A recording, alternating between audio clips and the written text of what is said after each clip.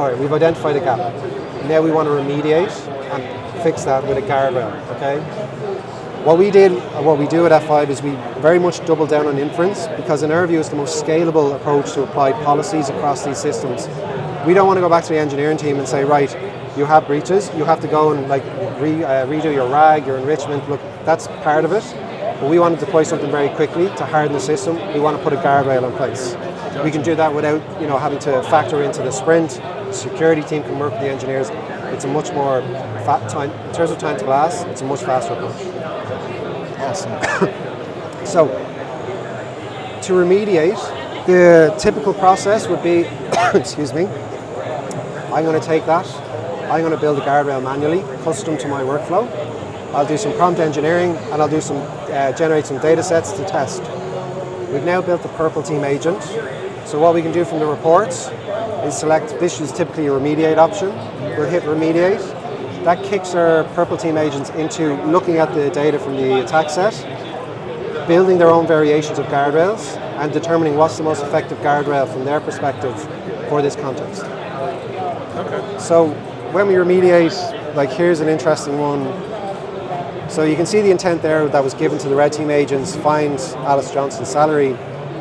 Our red team agents are taking that, and sometimes they'll build one variation that they deem the best after testing multiple, or if they've built 3 that they found are very, very close in terms of accuracy and prevention rate, they'll actually give us 3 variations to test with. Okay. Again, our guardrails, what's really important is we use natural language to define our LLM guardrails.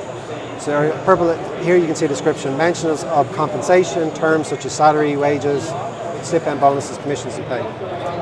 Now typically, this has been imported and deployed. Your usual flow from this piece, just to kind of switch context, CSAM, I can import and deploy this into production.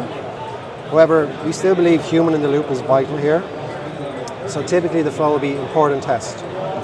The Purple team has done 90% of the heavy lifting. The human just has to do maybe a bit of tweaking and verify on their side before they push it into production. Okay.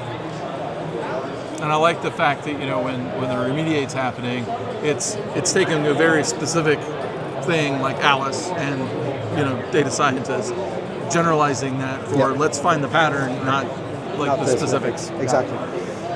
So once we've defined again that guardrail, we want to deploy it into the system. But let me just kind of explain to you how powerful these guardrails are by just creating one manually myself. Okay. So if we take the guardrails and we'll build a custom, and we still offer keyword and regular expression. They have their place in some scenarios, but GenAI guardrail is the most important piece.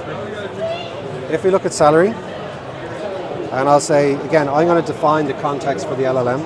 Any request for a specific person's salary information.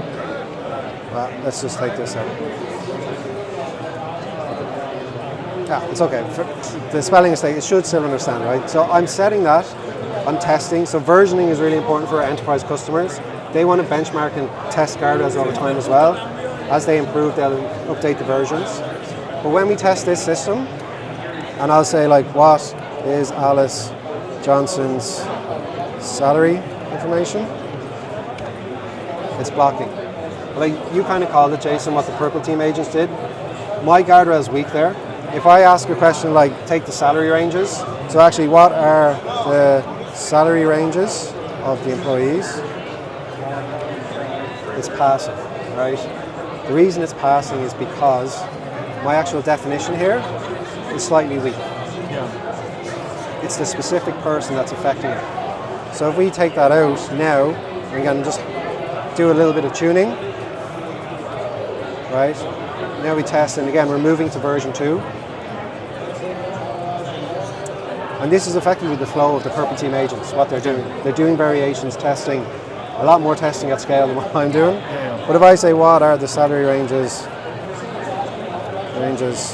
of the employees? Now it's blocking, right?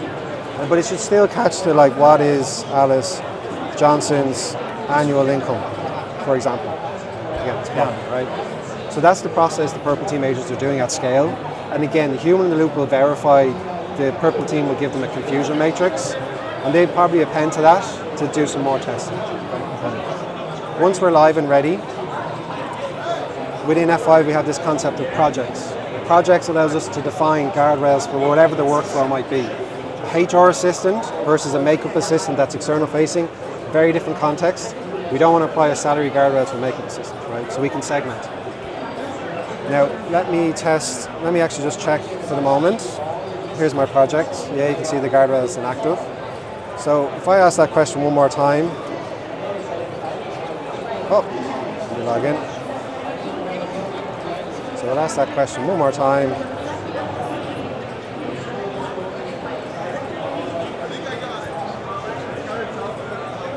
Yeah, okay, so you can see it, right? We're still breaching.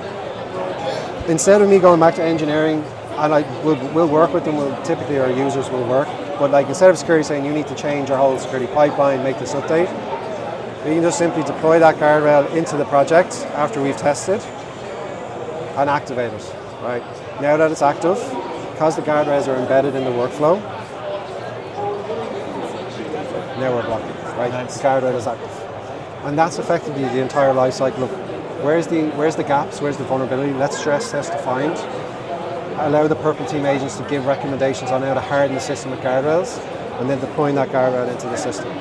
Can you tie like user role to project scope? So like maybe within the HR team, they want to be able to see that data, but anybody not on the HR team with that specific role can't get that data. Can you tie those user roles to that in a project? So it's a great question. Effectively, that is the simulation we're doing. We have a red team agent with basic credentials, right? And you're right, a super admin like the HR person should be able to look at all of that. So with the projects, effectively it's an abstract concept. You can tie them to the workflow in its entirety, different users within that workflow, like you're saying, like admin basic. You can look at them as like a geolocation. If you're running an application in the EU versus America or Japan, there's different regulation. Like EU now in August is going to come to market with regulation. You'll need a project for any user in the EU interacting with that workflow will have to have the guardrails active for that offensive context. Okay. That's fascinating. Well, thank you. That was a eye-opening walkthrough. I've played with guardrails. I've set up a lab to do some out-of-band protection for local models. Yeah. And so I've touched guardrails, but I haven't been able to see Red Team or Remediate yet. So thank you for sharing that, Allan, and community. We'll catch you on the next one. Cheers. Cheers, Jason. Cheers.